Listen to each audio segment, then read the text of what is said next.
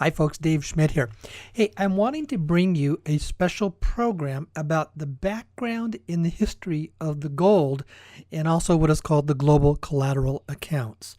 Now, I had talked about this on my radio program on June 29th, and it was the next morning that I had a friend of mine call me, and this is a very reputable person who understands this history of the global collateral accounts and the gold and the other issues that are around this.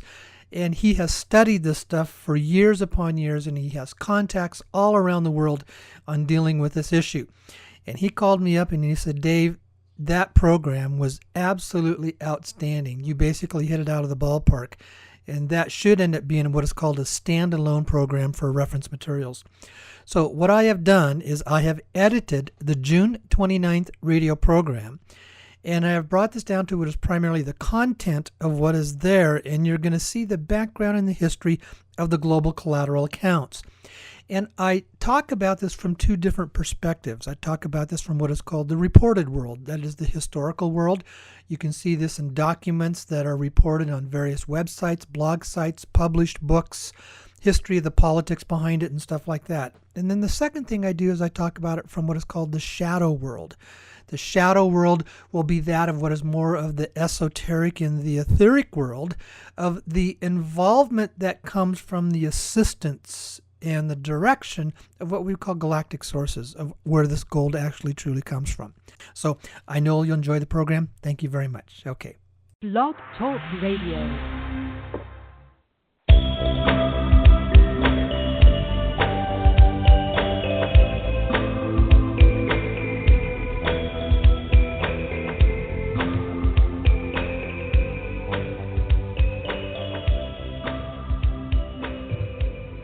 Well, good evening, folks. This is Dave Schmidt. I'm your host here again tonight on the Sedona Connection. It's 6 p.m. here on the West Coast, and it's 9 p.m. on the East Coast, and that also means it's 6 p.m. here in my home in Sedona, Arizona.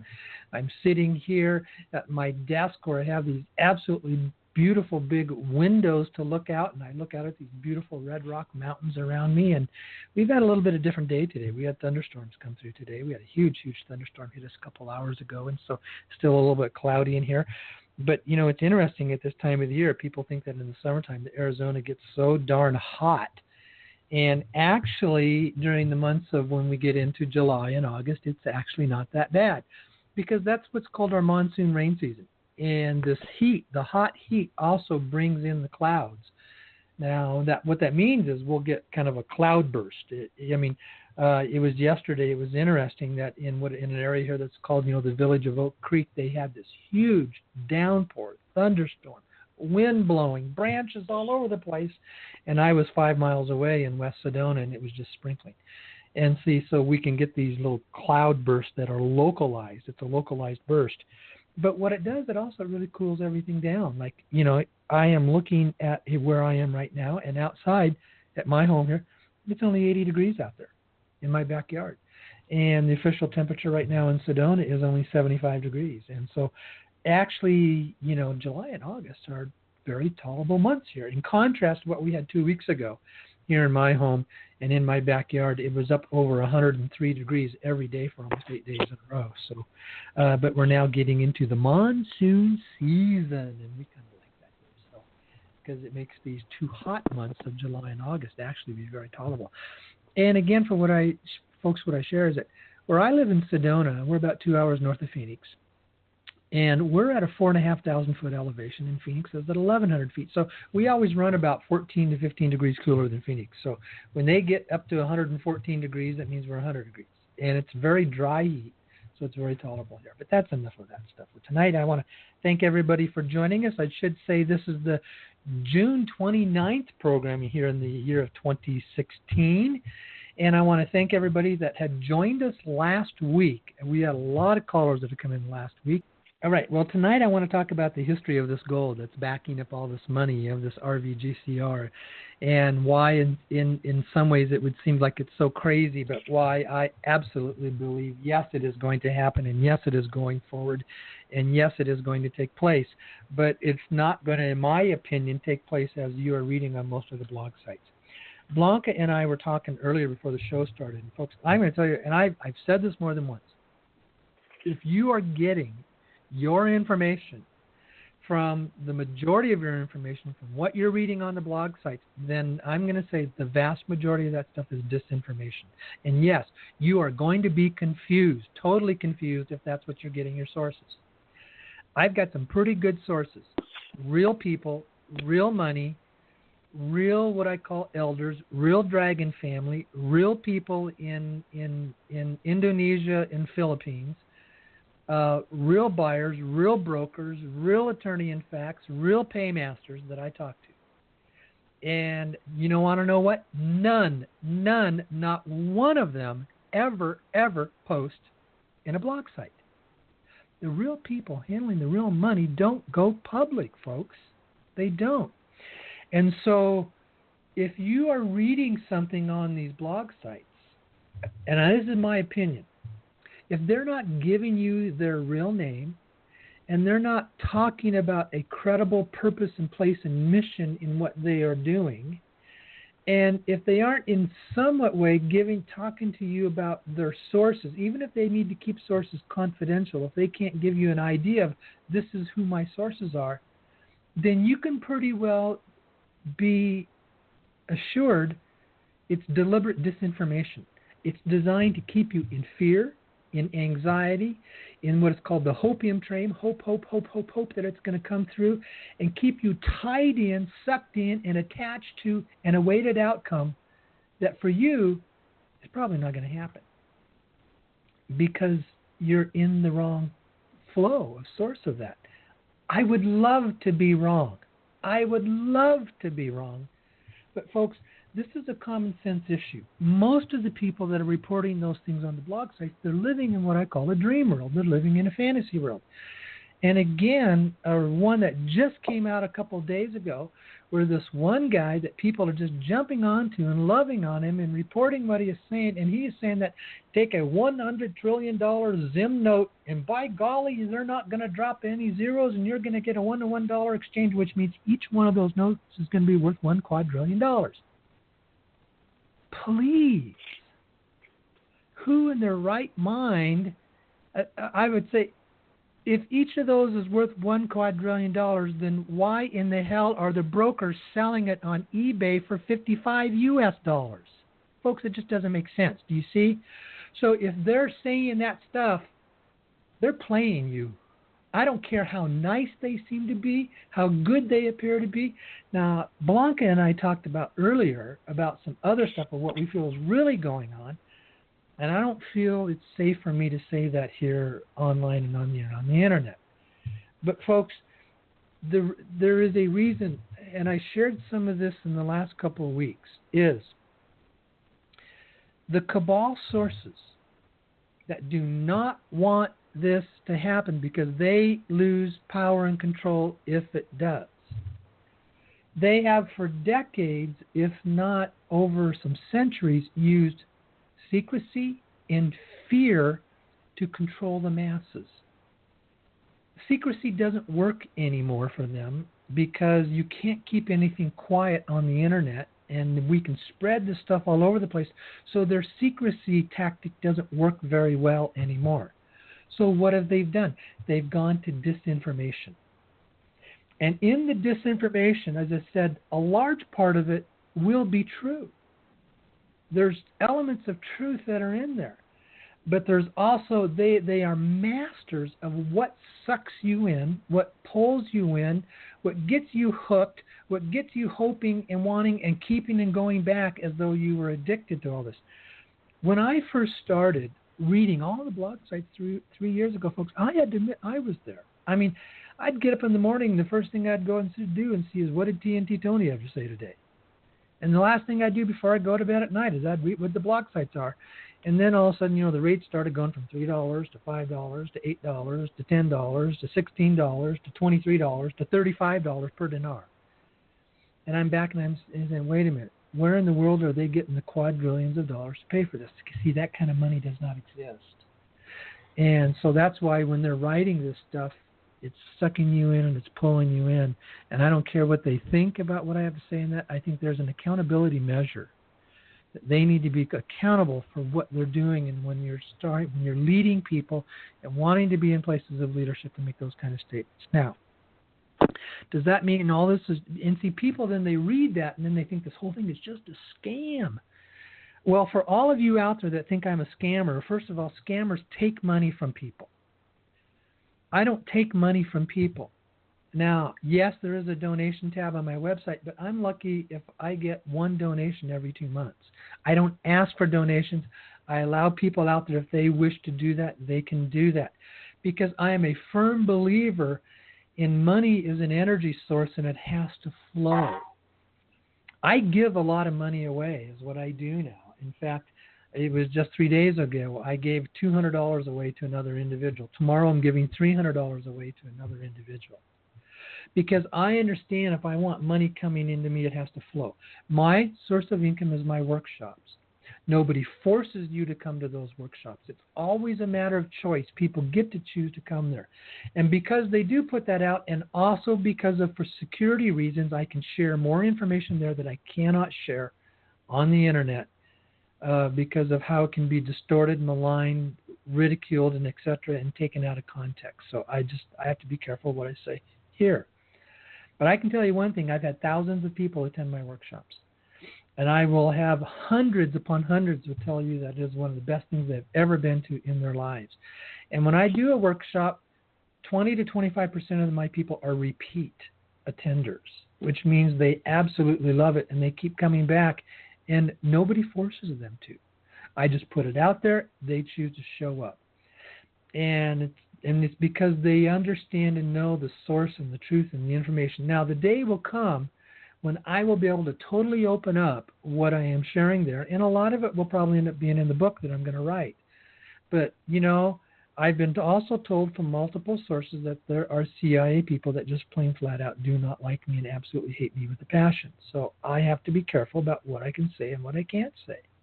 And that is why I can't talk too much. But what I'm going to talk about tonight in the history of this gold, that is the collateral that's backing up all those whole thing. This is public information. This is information.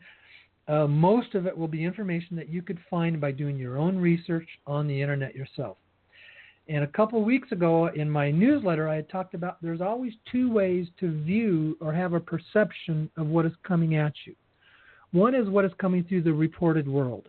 This is the world that comes through information sources, whether it be mainstream media, whether it be alternate media, whether it be on blog sites, websites, Facebook, etc. This is what is being reported to us, okay? And then there is what is called the shadow world. The shadow world is the information that goes on that doesn't get talked about in the public. And now, sometimes it leaks out, or sometimes it is brought out, but it's only a small percentage of people who basically get to it to understand it and know what is there. And you rarely ever see this in the mainstream media. And this gold, well, that's one of those things. Now, I'm going to talk about it starting out from what is called the reported history of this gold, and I'm going to talk about it from what is on some of the well-known sources of information that are out there on some of their blog sites, and that people in the RVGCR community would be familiar with these names. This gold is mostly throughout all of Asia. This gold was collected through hundreds, if not over a couple thousands of years. And this is the known gold even in what I call quasi-shadow circles, okay? But this gold is not reported out there into the mainstream media. This gold is not a part of the gold that is a part of the federal, what is called, the currency exchanges, the gold exchanges, the reported gold that can be traded in the exchange markets. This gold is not a part of that. This is off-market gold. It's called black market gold, if you want to call it. It's off-record gold, if you want to call it that. But it's there, and it's very real. And it is used behind the scenes in the shadow worlds of where these powerful controlling people called the cabal get their money to do their stuff that they do, okay? This gold has been predominantly in Asia for a long period of time, and it was collected over hundreds, if not well over a couple thousand years. A lot of this gold is the gold that came literally from Solomon's temple during the biblical era. A lot of this gold is the gold that made its way to them, that came out of the mission trips, if you want to use that term, into Central America, where they went into the different native tribes that were there, of all the gold that they have, the Aztecs, the Incas, the Mayans, etc. It was that type of gold. It was a gold that made its way through what was called the Silk Routes, the trading routes, over hundreds of years, collected predominantly, and it came into what is called the possession of being under the control of the people who are traditionally known as the dragon families. Now remember, you aren't going to find dragon families in the reported world of history. They have lived in obscurity quietly for hundreds, if not well over 1,000 years. There are a couple really good articles that are written that you can do your research on this yourself to see the history of this gold, along with what is called the Global Collateral Accounts. And the person that has really been popping up a lot in the last couple of weeks, his name is Lance Schuttler. His name is Lance, Lance, Schuttler, Schuttler. Lance has done a really good job of outlining a lot of this history that is there. And a lot of his articles can be found on what is called spiritscience.com website. Is where you let me go into make sure I got that. And this is the spiritscience.net. Thespiritscience.net is where you're going to find Lance Schuttler. Now, his information is really good, but yet I have to come back to, I have a few questions about his primary source, because his primary source is Neil Keenan. Now, I think Neil does a good job in reporting the history of this stuff, and Neil has obviously been around this stuff longer than most of the others that are involved in this RVGCR world. Some of his comments, I'm gaining a better understanding of where he is coming from. I'm beginning to maybe shift and change a little bit of how I view him now, in contrast to how I used to. But in all of this is the history of what is called the Global Collateral Accounts. Now, you have to go back to World War II era and what was called the Operation Golden Lily. And you're going to find a lot of this history is basically in a book. I'm reaching down to get it. And this book is called Gold Warriors, America's Secret Recovery of Yamashita's Gold, and it's by Sterling and Peggy Seagrave. This book is outstanding in outlining all the history of what happened in Japan's attempt to conquer most of Asia and to acquire most of this gold that was in Asia during the periods of World War II. And then it outlines the history of the United States taking it from Japan, and then how it makes its way into the hands of basically the cabal Federal Reserve power control people. And this gold is real. It's very real. There are lots of pictures out there on the internet. The pictures that I post are part of that gold. And as I said, it's part of what is called the Global Collateral Accounts. Now, there's a lot of different people that have talked about these global collateral accounts, and there's a lot of different people that feel they are in charge of these global collateral accounts. Lance Schuttler outlines most of these people. He says Neil Keenan says that he has basically been appointed as the M1 over these accounts. And then there's the Swiss Endo folks with Mr. Sino, who basically says that he is a bloodline person from President Sukarno, because it was Sukarno's gold. He says that he's in charge of it. Karen Hudis says that she is in charge of these global collateral accounts. And then there's the folks that are called the OITC, the Office of the International Treasury Controller. And Dr. Ray Dam was the M1 that was appointed in that. And the OITC are basically a lot of the folks that are the cabal folks that say that they're in charge of it. And then probably about, 4 years ago, there was this movement called OPPT by Heather Tushy, that she said she was in charge of it. And then also, Lance Schuttler says even the Red Dragon family with the ambassador says that they have been saying that they're in charge of it. And then there's the World Economic Forum from a guy by the name of Giancarlo Bruno, I think if I got his first name correctly. He says that he is in charge of it. But it all goes back to what is called this Operation Golden Lily. And this gold was the gold that was taken, and it was taken from the Japanese, basically by the United States influences in the military people and the people that controlled that through the conquest of World War II. And a lot of this gold was in the Philippines, and that's why the United States never gave up its interest in the Philippines, because it was buried deep in the jungles and in caves and bunkers throughout the Philippines and in Indonesia. And after World War II, there was what was called the Bretton Woods Agreement. This was a multinational agreement of how they were going to use this gold, and its intent was to neutralize and to equalize the economies of the world. Its intent was primarily to move this gold and the money that it would collateralize into large portions of Africa and Asia, and to equalize their economies so that the world would be on somewhat of an equal footing economically, and you would not have these drastic haves and have-not countries.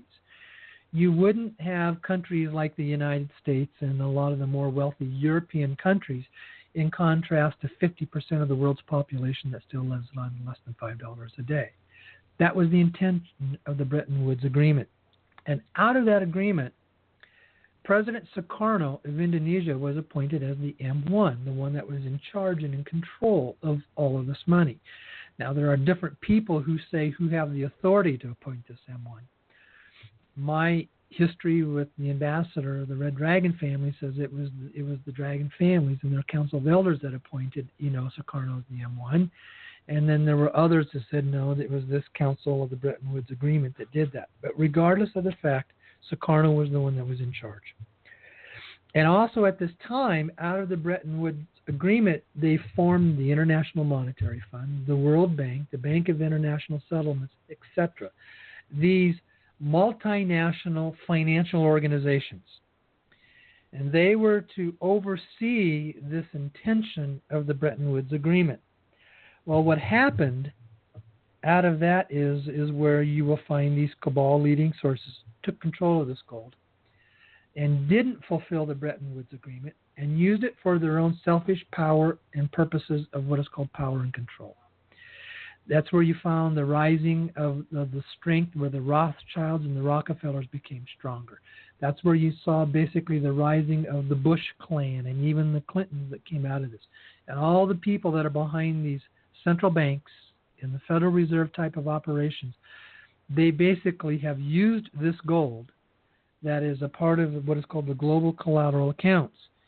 And most of all these people that I just listed to you will tell you that in some ways or another it's time to reappropriate those funds and bring them out into different means to help and shift and change a lot of these things, the financial, disparity that we have within our world.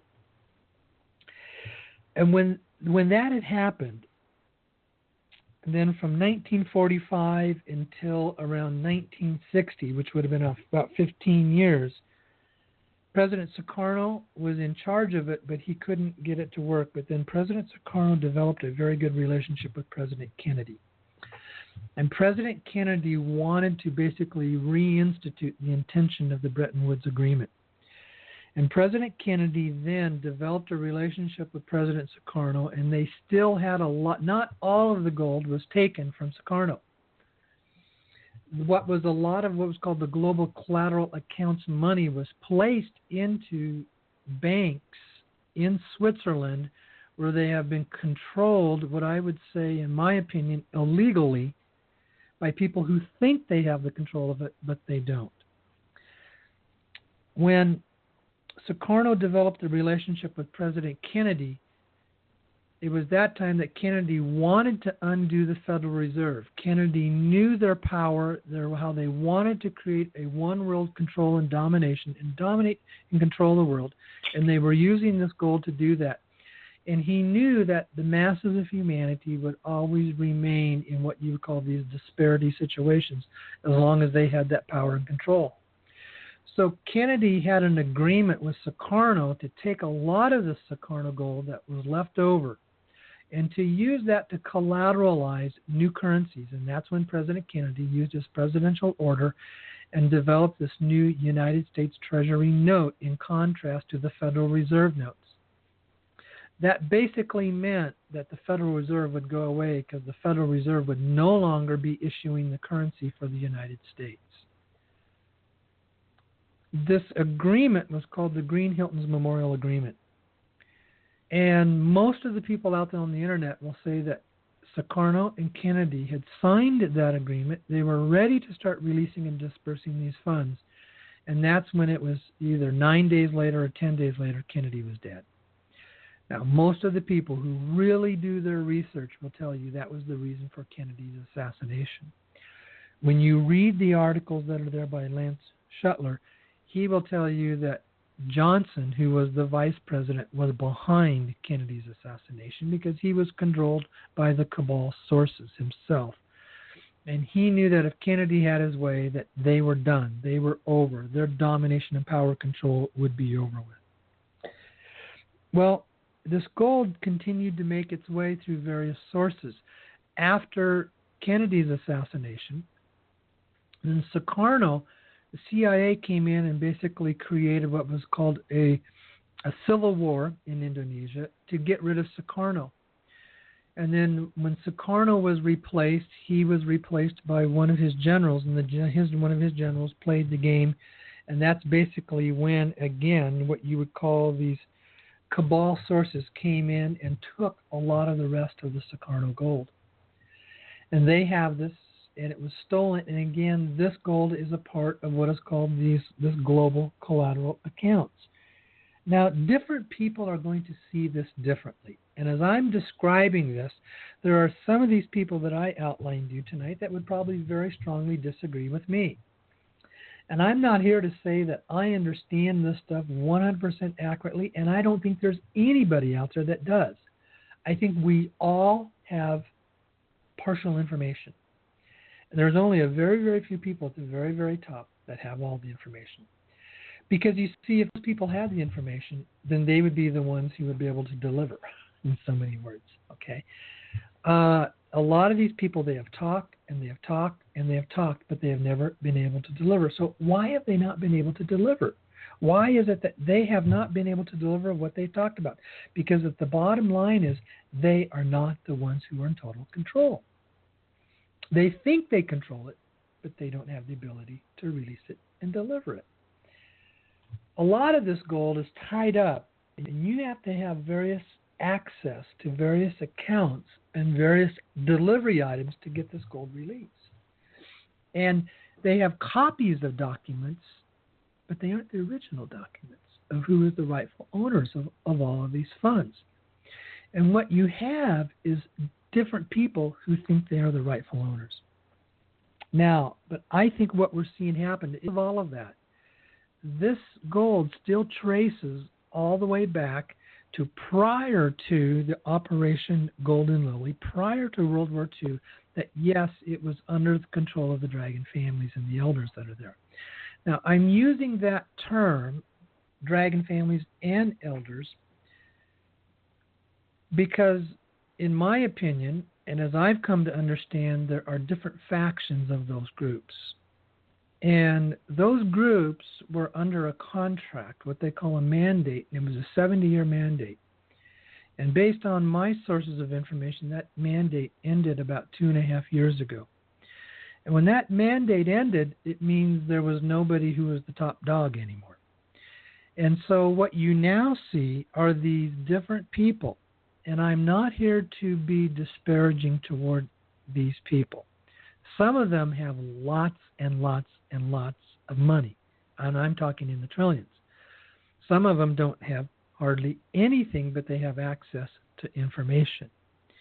But whether it's Neil Keenan, Mr. Sino Thusis Windindo, Karen Hughes, the OITC groups, or the Red Dragon family, they are all different factions, and in my opinion, they're out there they're fighting with each other of who is going to be the top dog over all of this. Keenan thinks he is because he says he has contacts with the dragon family, but you notice he always uses the term dragon family. He doesn't use the term red dragon family. And he says he has those contacts. He says he has that authority. He has filed various lawsuits. He filed the $1 trillion lawsuit. He has probably outlined the history on this better than most, and has done some of the best job on that.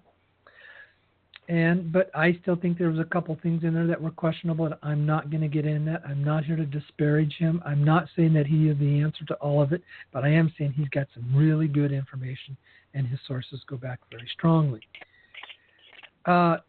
These people right now are vying and fighting and arguing who's the top dog. But here's the issue. Some of them think that's all that's out there, that there isn't anything else.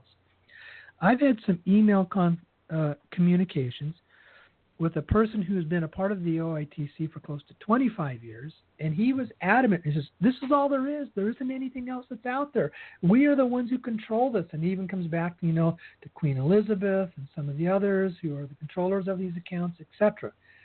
And I listened to him. I disagreed with him at that time, and I still disagree with him because I think there's a whole lot more than that. It comes back to who is the enforcer? Who is the top dog? Who is the alpha dog that can even be over all of these people that say that they control these accounts?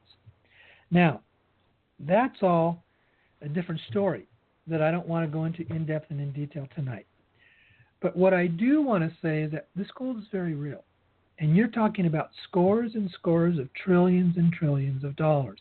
But it's not the only gold that is out there. There is other gold that is out there that it was somewhat tied to this, but it is still in the hands of others who I would call benevolent sources. And this gold is used to collateralize the money that is to be released for this whole RV-GCR process. And to me, these sources of funds, their design is intended to honor the intention of the Bretton Woods Agreement. It's designed to neutralize the world economy so we can put most of us on equal footing, which eliminates most of your wars, most of your contentions, most of your power, and most of your control. And that's what these funds are designed to do. I can go back 2 years ago, and when I was working with some of the folks that were involved in the private exchange groups, and they said it has never, ever been the intention of the source of these funds to put this money out into the masses where millions of everyday moms and pups become overnight millionaires. That was never, ever their intention. Is because, the funds are predominantly used to go out to humanitarian aid projects. They are not designed to create a new super wealthy 1%. They are not designed to allow millions of people to become overnight multimillionaires. I had one person explain it to me, and they said, they're looking at in what you call dinar land or dinar world. They said there's about 20 million people out there around the world who are holding dinar. And then he says, well, but there's about 100,000 of them that are listening and watching to this stuff on the internet. And he says, my primary audience is to talk to all those people. Well, even if you have 100,000 people that can turn in their currencies and get about $10 million each, you're still talking a couple quadrillion dollars to do that. And yet you've got people that are out there watching us on the internet that are holding billions and billions of dinar, scores of billions of dinar. So again, I come back and says, okay, if that's the case, where are they getting that money? Who's going to pay them? Who's going to put that up? Who's sending this money to Wells Fargo Bank, where you can go in, whether you go into an exchange center, a processing center, or a bank and exchange your currencies, it's going to give it to you. And if you notice, they never can answer that question. There are a few out there that do, and they're very credible. I am willing to, over my period of time of learning on this, I'm willing to say, yes, Neil Keenan has become a credible source of information, but in my opinion, Neil Keenan doesn't have the full picture. He's operating in the context of the picture that he has, but it's only a small part of the bigger picture. There is another individual that has operated out there. He operates out in the open. You know who his name is when you trace him back. He posts on the internet as Zap. His name is Jerzy Babkowski. And he runs and heads up what is called the Land of Global China operation. And he has weekly radio programs, but he will tell you it is designed specifically for project funding. It's not about RV turning in currencies and you getting a lot of money for yourself. Jersey will tell you, when you know his history, he spent 5 years in China with the elders of the family. He talks about the grandpa. He talks about the grandfather that he has a personal relationship with. If you listen to him week in and week out and the people that are associated on his radio program, for him to say that he doesn't have that, you have to basically call him a bold-faced flat liar. And I don't think Jersey is in that category. I don't. I think he has a good heart. He's wanting to do the right thing, and he is a credible source out there. But remember, he understands his mission and his purpose. It's about project funding. It's about humanitarian aid. When I had made some recent contacts with some different, what I would call money changers, and that's the term that I'm going to use, they had said, we can bring in the currencies, but you need to know the vast majority, over 50% of it, is designated for humanitarian aid projects. When you have the sources of this money, and their intention is to go back and honor the intent of the Bretton Woods Agreement, they understand that they can't trust the countries to disperse this money through, because the countries are basically corrupt. Most of them are corrupt. We've seen this through the political leadership of the Federal Reserve and the cabal sources who run and control most of the politics of this country. So they can't use those sources. So what are they doing? They are turning to other sources who have the ability to disperse these funds into large disbursements around the world in stimulating and equalizing the economy around the world. And we are talking scores and scores of trillions of dollars to do that. There's an individual that I am aware of that is involved in the private projects. And in my opinion, the reason why he has been selected to do this is because he is an individual who is in touch with literally hundreds of churches in third world countries where they are in desperate need of just basic life issues of good, clean water, running water, schools, and hospitals, and basic medical care, and food, and so they don't starve. When you go into a lot of these third world countries, and if you try to bring humanitarian aid into it, it gets to the government and it gets confiscated and stopped there. The governments are so corrupt it doesn't get to the people. But how do you get this money, this aid to these people? The best networking are the churches. These are the trust organizations where they trust each other and they have networking with each other.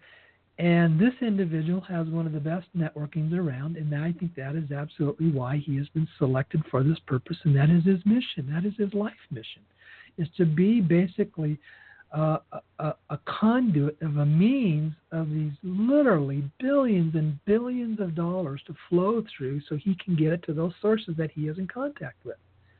So you see, folks, the vast majority of all this is designed for humanitarian aid. Now, in the process, yes, small groups of individuals have been allowed to come in if they have the right contact with the right people to be involved in some of these private exchanges. But I'm going to come back and I'm going to say, if you think that you're going to get an 800 number and you're going to be able to call up that 800 number and you're going to be able to go into a bank or a processing center and you're going to be able to take, your 1,000 dinar in there and walk out with over $1 million, folks, that ain't going to happen. Because, see, then it's about you, and none of that money goes to humanitarian aid sources. And secondly, they don't know if your money is counterfeit. And thirdly, they don't know if you're using that for criminal purposes.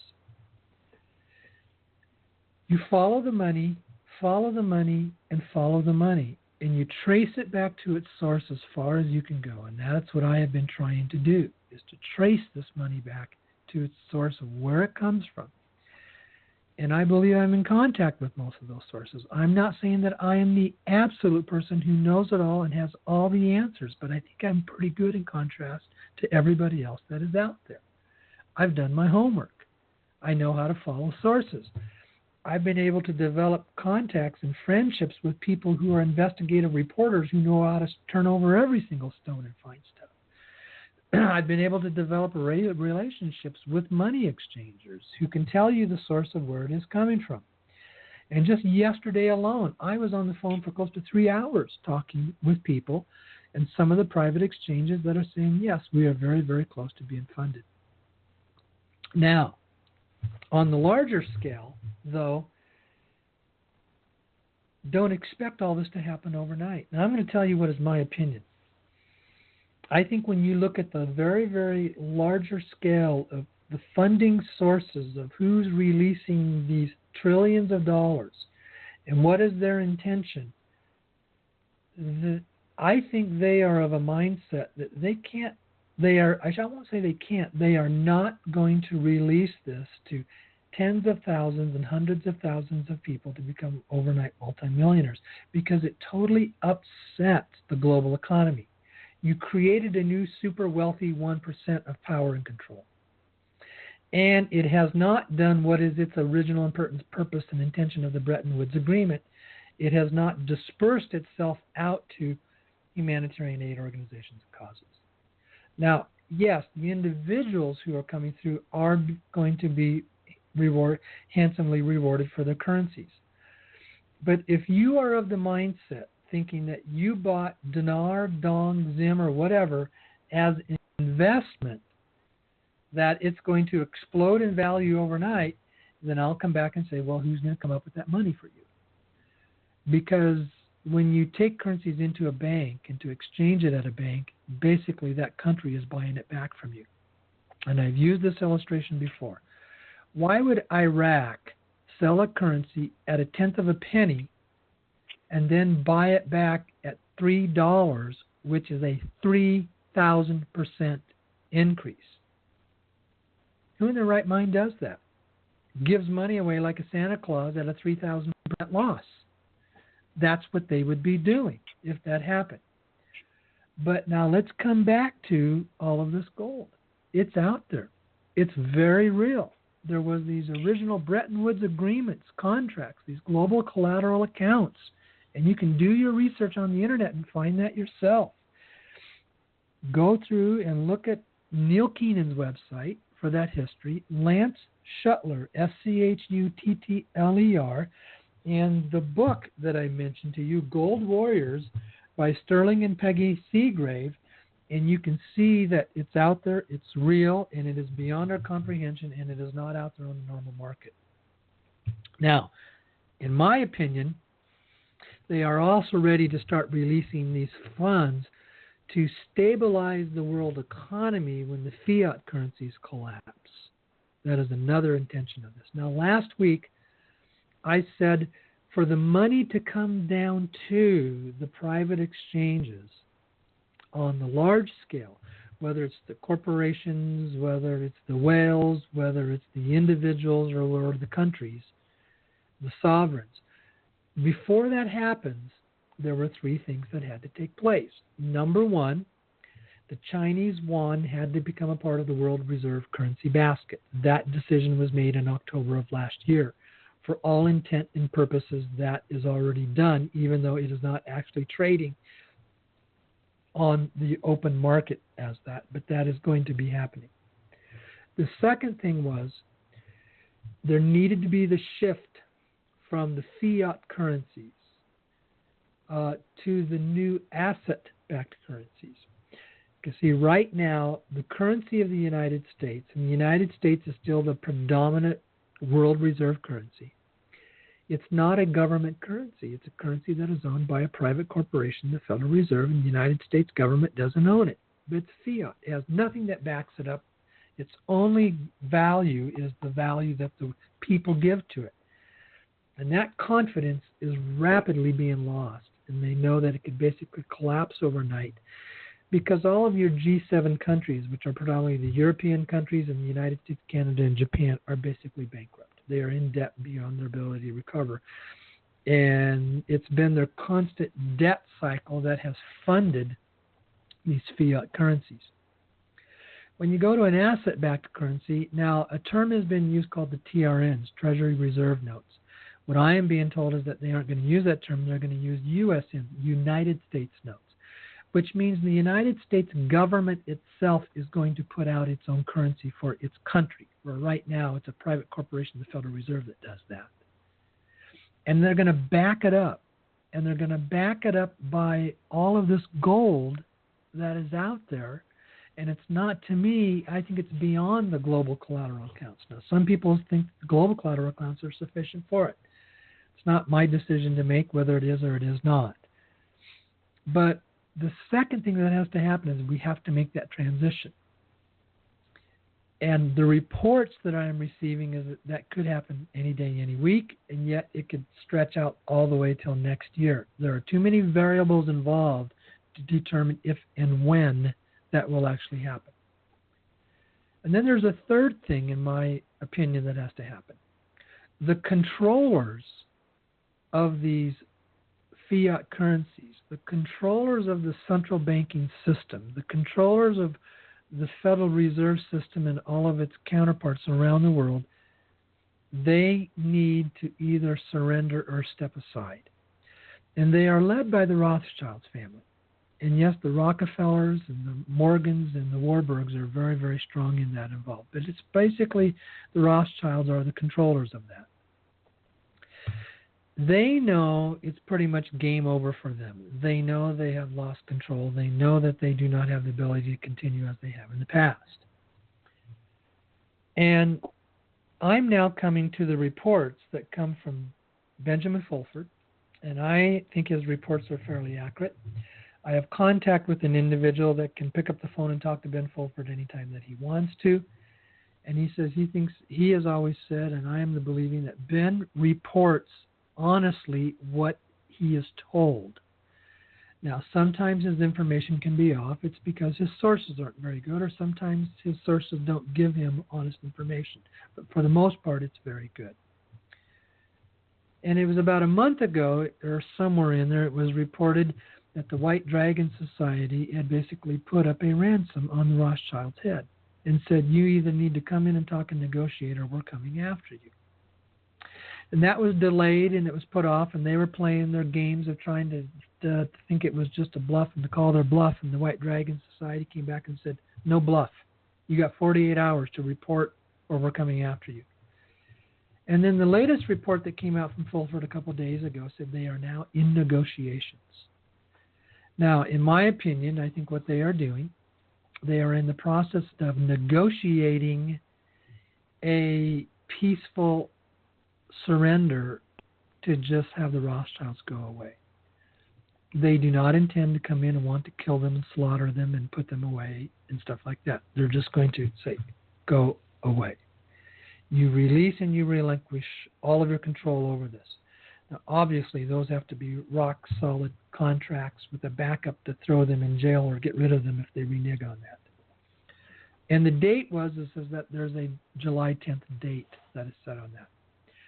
So there is a possibility we could see some things happen very quickly, and yet there is a possibility this could still stretch on for some period of time. Now, that's the history of what I call, from the reported world, of the source of this money that is backing up this RVGCR. Now I want to take another step beyond that, and I want to talk about what I call the shadow history. Over the last, I think going back to around February of March, I have been reporting and talking about this galactic race, this extraterrestrial race called the Anunnaki. And you can go back and you can listen to when I had an interview with Michael Lee Hill, who is a true, what is called a Nephilim. He is an Anunnaki human hybrid. This is established by his blood and by his DNA. This is not just people talking about, esoteric or etheric, wishing visions and channelings and dreams. No, this is the real true stuff.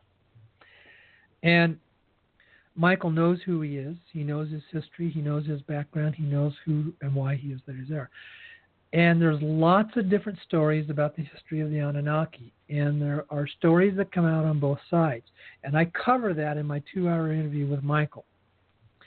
And what I have said in there says all of your galactic or ET races have good and bad entities. There's good people, there's bad people. There's good Anunnaki, there's bad Anunnaki.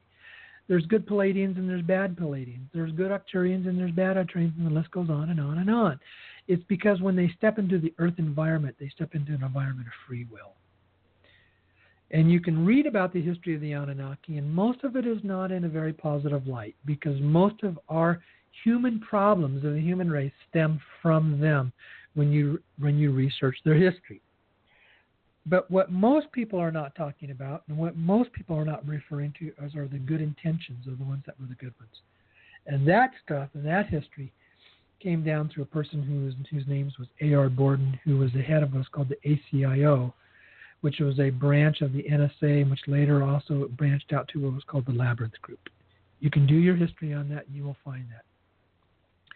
Borden was in contact with the Anunnaki for close to 40 years. Borden knew what was called the benevolent ones of what they wanted to do. And Michael Lee still has contact with them as well. And he will tell you so that they have come to an understanding, as we have gone through what is called a galactic shift, as we have gone through a shift of the ages, when the energy of the planet is shifting and changing, and yes, this shift and change was back in December 2012, is that they had come to a point of realizing they were in the same trap and the same problem we were. If they were going to grow, if they were going to evolve, if they were going to get beyond what was called the degrading behavior style, they needed us, the humans. They were dependent upon us. They could not get there on their own. Because, see, underneath all of this, it's the power of the human heart, what is called a heart consciousness, a living from the heart, and living from the heart virtues that literally produces an energy that shifts and changes and transforms the consciousness around us. And the Anunnaki had come to realize that the human heart at that level is far more powerful than their heart chakras of what they have. And almost it was like a form of a karmic cycling that they had to come back and fix the mess that they had created. Now, does that mean they can come in and start micromanaging everything? No, they still have to allow us as a human race to operate in a free will environment.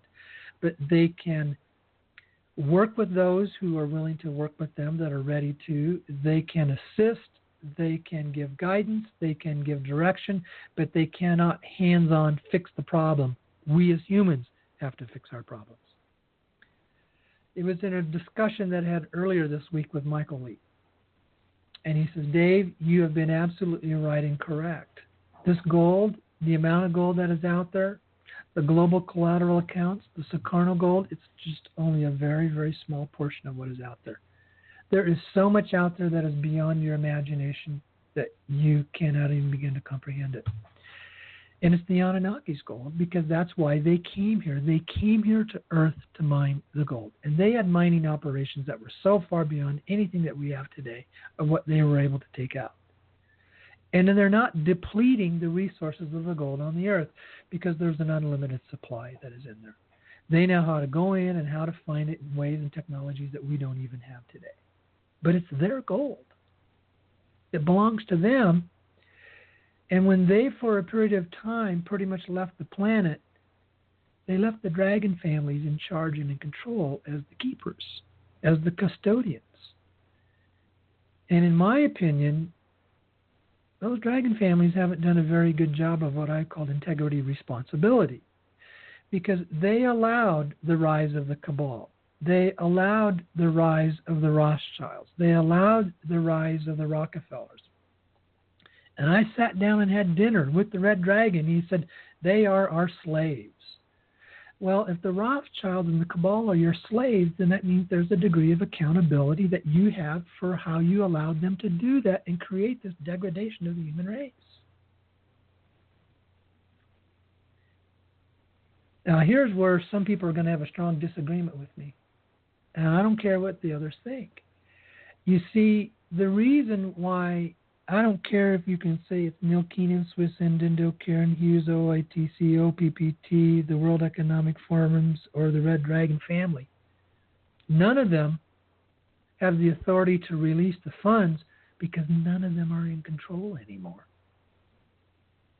The Anunnaki have stepped in, and they are the ones that are in control. And I can remember being taught by the ambassador. He said, you are always watched and you are always observed, and the family will put you under test to see how you respond to different stressful situations. And I recently had a communication with him in Facebook, texting back and forth, and I said, Mr. Ambassador, what you taught me is that you need to know you're under the same scenario. Both you and the Red Dragon and your Red Dragon family is being watched and observed. How you're handling the stressful situations, how you're handling the responsibility of what was given to you, how you're being, if you can use the biblical term of to whom much is given, much is required. What are you doing to fix the mess of those that were your slaves that you allowed to happen? And they're watching and they're observing. They aren't going to micromanage you, but they are going to watch and observe to see how well you handle it. Because you're not in charge anymore. You're not in control anymore. You may think you are, and they aren't going to come in and micromanage you and dominate you and, basically bonk you over the head with their club and say, get in line. They're just going to watch and observe. And you will end up reaping what you sow about how well that you handle that. Now, that's a conversation most people aren't going to have. That's a conversation that I've had the privilege of being in touch with. And that's a conversation because I get to talk with people who are in touch with the Anunnaki. And they said, if I can put this in a very practical terms, the boss is back. And the boss is Enki. And Marduk. And Nanar. Those are the bosses. And they're communicating with the very, very, very top of the families. And they're saying, we're watching and observing what you guys are going to do. And I can, with a lot of confidence and assurance, and this is what I call the shadow world, folks. You aren't going to find this stuff anywhere on the internet. You aren't going to find any of these other people I've talked about talking about this kind of stuff.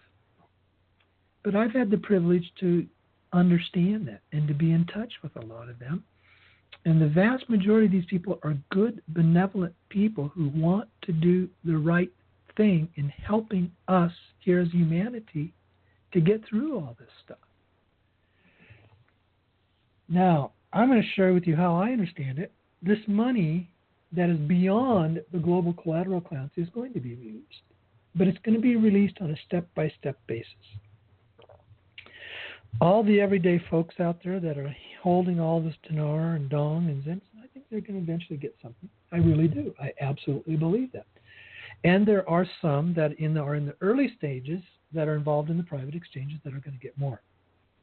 And there are some that are going to be able to start coming forth with project funding to fund humanitarian aid projects. Now, that's my opinion. And that's how I see all this. And what I've shared with you is that I've come at it from two different perspectives, from what is reported out there on the internet. And if you do your own research and you talk about the Global Collateral Accounts and how it works in conjunction with what is called Operation Golden Lily, and how it works in conjunction with who thinks that they're in charge of these accounts. And I'm not even going to get into the debate of where all that is. And that's what's reported. It's out there. It's information that is available on the internet if you do your own research. And I think all of those people, the vast majority of them, they all have good intentions and they want to do the right thing, but all of them only have a part of the full story. And I put myself in that category. I only have a part of the full story. Some of them have better parts than others. If any of those out there have the contacts that I have with the Anunnaki, and it's their gold, because they were the ones that came to Earth to mine it. But also, what I would call this from the shadow side, from the etheric side, from the esoteric side, they know they cannot be selfish with it anymore. They know that it's time to set humanity free from these thousands of years of financial slavery. And that they can no longer use money as a tool to keep people in bondage and in slavery and to suppress them and to hold them down. That it's time for it to start being released, and it's time for this to start taking place. But in my opinion also, this is not going to be released by being dumped out there as one large lump sum, because they understand we still live in a 3D dimensional world with 7 billion people on this planet. But it's going to be released on a step-by-step basis. And those who are involved in the early process of this, as they show that they can handle this money responsibly, as they show what they're going to do with this humanitarian aid money that is going to be given to them, they'll be given more. And it will continue to come and continue to come. And it doesn't mean that they are not going to get money for themselves. They're going to be rewarded very handsomely. But it's about healing and shifting the consciousness of this planet. It's not about people becoming rich overnight. It's not about what I call separation or duality consciousness. I have mine. I'm sorry that you do not have yours. I have mine because God blessed me and you didn't get blessed by God. I have received these blessings of abundance from God, but I'm so sorry that you don't because you're not as good as me. That's called separation consciousness. It's called duality consciousness. At the very end of the day, us as human beings, our lives are about undoing that type of a lifestyle and undoing that type of a thought process that determines everything around us.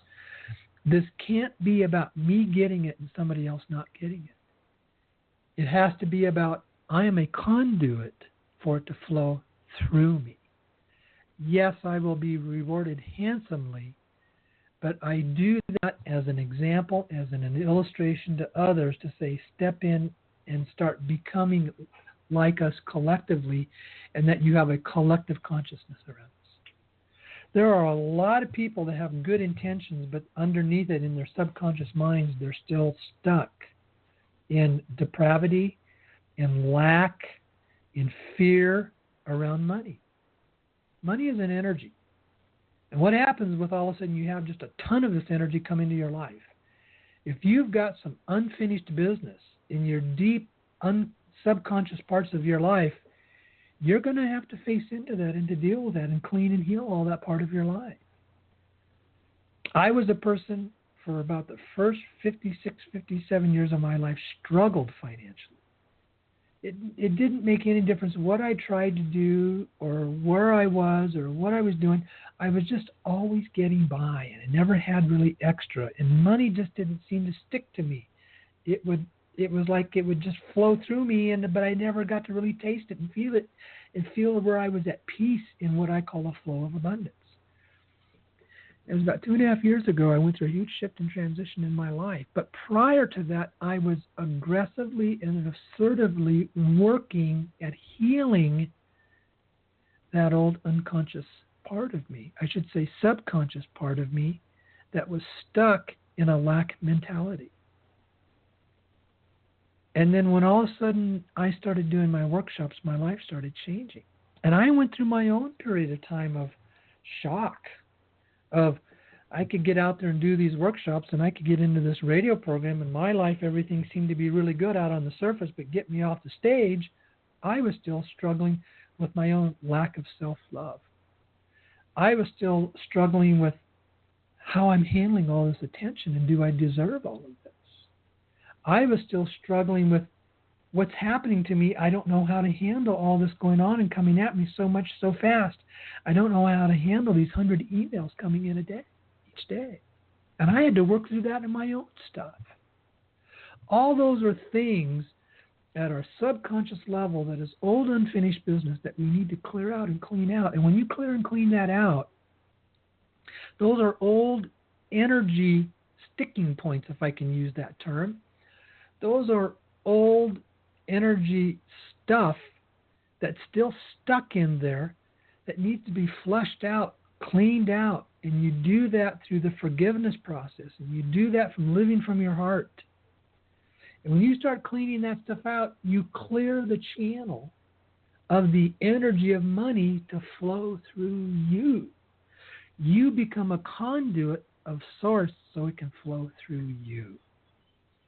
And in that process, you become blessed. You truly become blessed as a conduit of a flow, a source of a flow. And folks, if I can encourage you, it's really important that you undo what is called the duality consciousness, that it's flowing through me, but I'm sorry it's not happening for others. And that doesn't mean you be degrading toward yourself, but at the very, very root of all of that is coming back to learning how to be totally in love with yourself, being a conduit of your own self-love. As you become the conduit of your own self-love, you then open up the avenues of the energy and the power of love to move through you. You can go back to my website and my YouTube page, and you'll see that I did, what's called the power of forgiveness. If you really want to see this money flowing through your life, then step into that.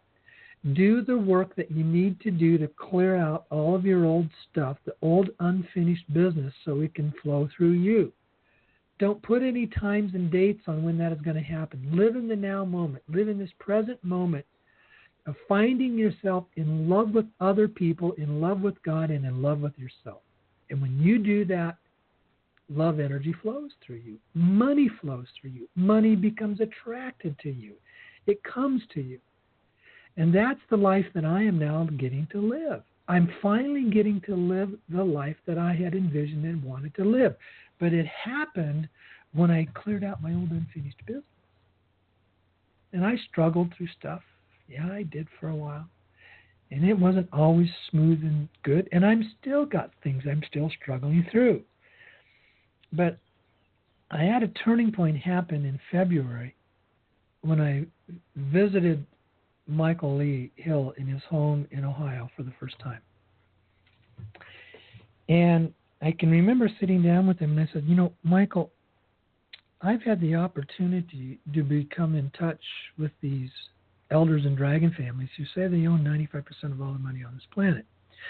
And they believe that, and they can substantiate it by financial records that go back hundreds, if not over thousands of years, and will tell you that every dollar in every single bank account is collateralized by the gold that they are the custodians of. And I've also had the opportunity to become in touch with you, who for 5 years was tutored by a gentleman by the name of A.R. Borden, who the Anunnaki had said was the brightest man on this planet. As far as the Anunnaki were concerned, Borden was the president and the CEO of this planet. He was the one that really had the ability to run the show. And the political people were just puppets, is all that they were. He was one of the brightest, most brilliant scientists on this planet. He was a scientist who not only knew physics, he knew the physics behind metaphysics. He knew how metaphysics worked and why it worked. And Michael was tutored by him. Borden held the highest top secret security clearance of anybody on this planet. He was level 15.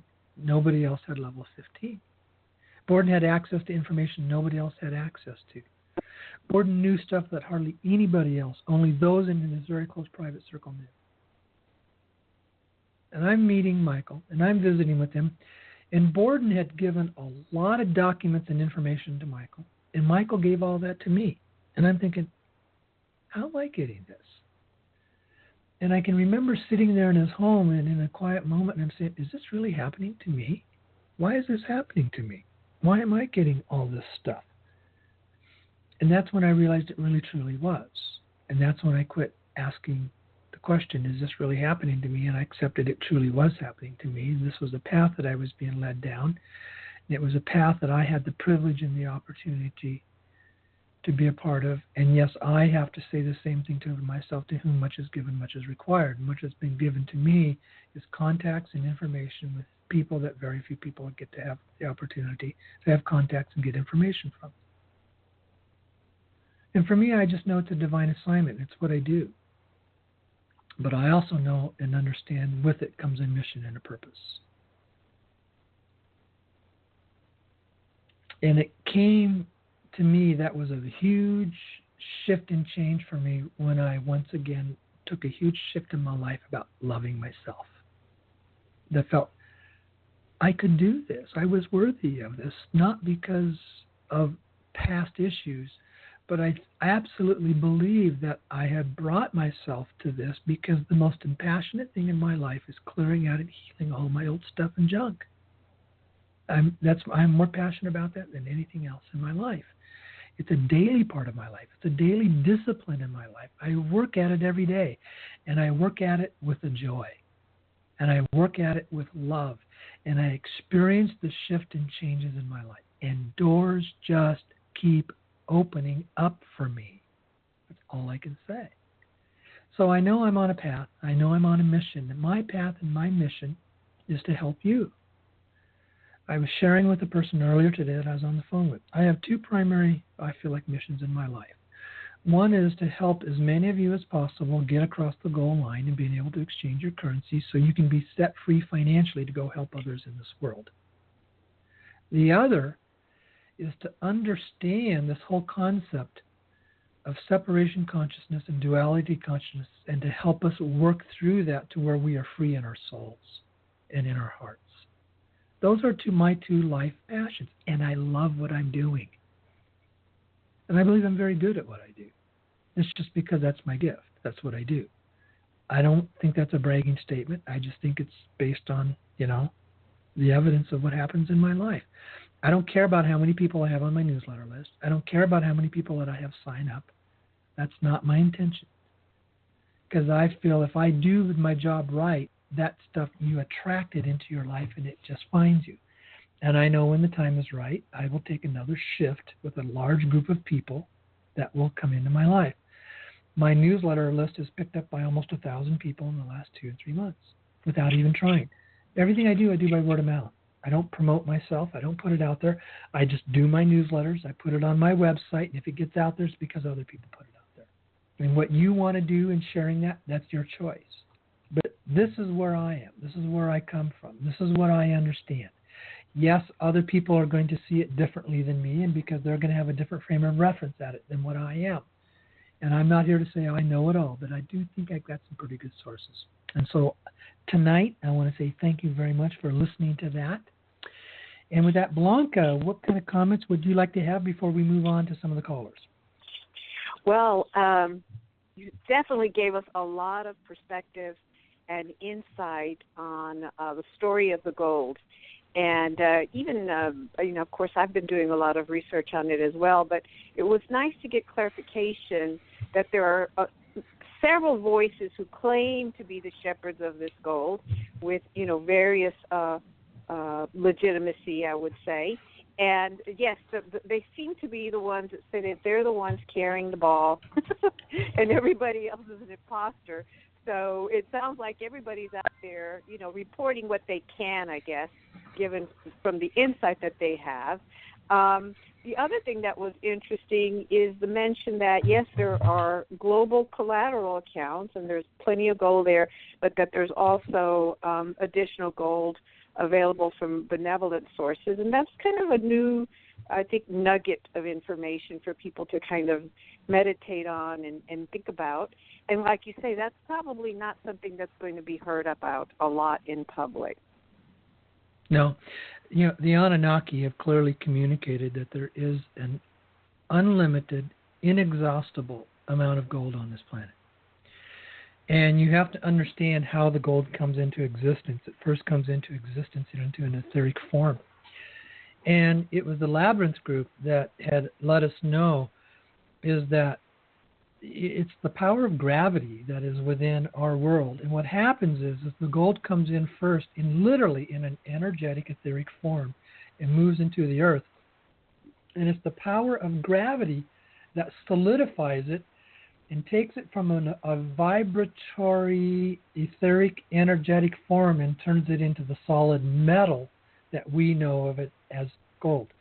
And it takes hundreds of thousands of years to do that.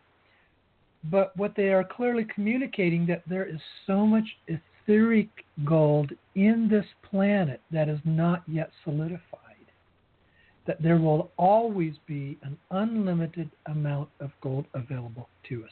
There will never, ever, ever be a shortage. If there's a shortage now, it's because you got cabal controllers who are controlling its release because they know if an unlimited amount of gold gets out there to humanity, they lose their power and their control. And gold is a lot more than a shiny metal that we use for money. There literally is an energy vibration in gold that is so amazing. I mean, of the stories that we know that take place in the shadow world.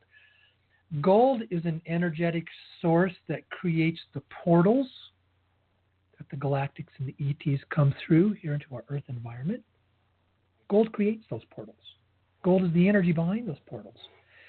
And we can go on and list other things of what it does. And I don't want to take up too much time for that tonight, but just people need to know, start thinking in terms that there's no lack. There is no lack. Right. There is no lack. It's our consciousness as we shift and change our consciousness that we will bring it forward for us.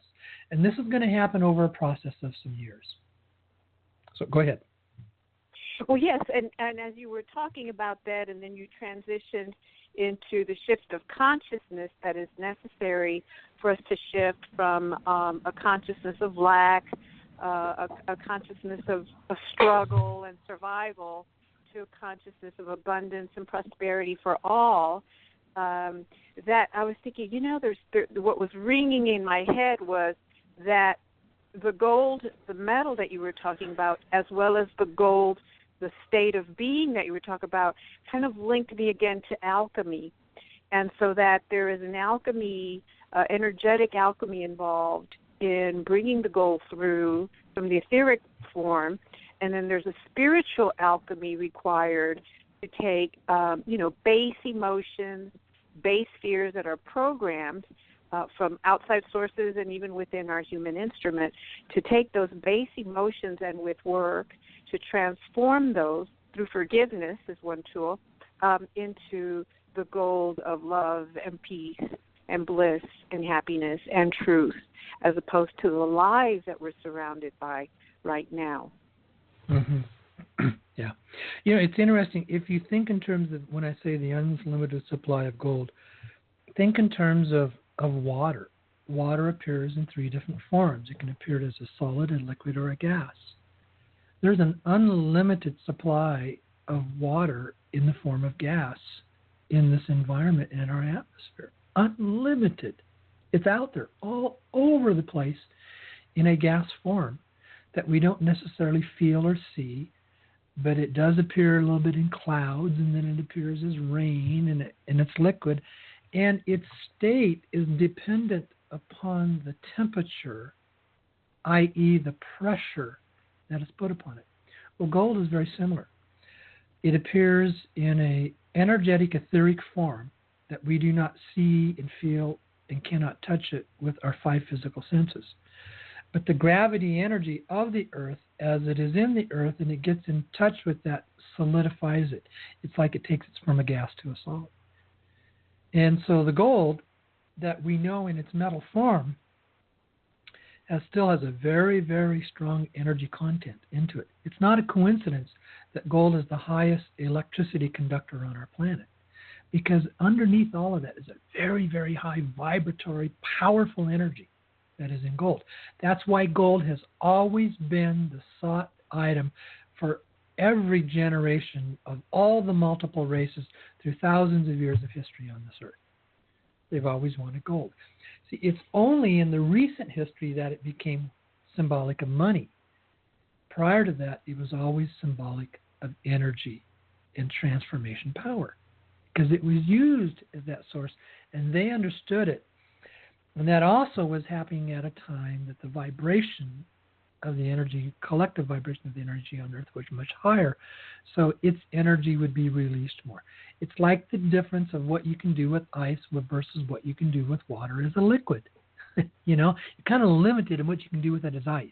You're not limited in what you can do with it as water. Well, it's the same principle that applies to gold. Gold is out there.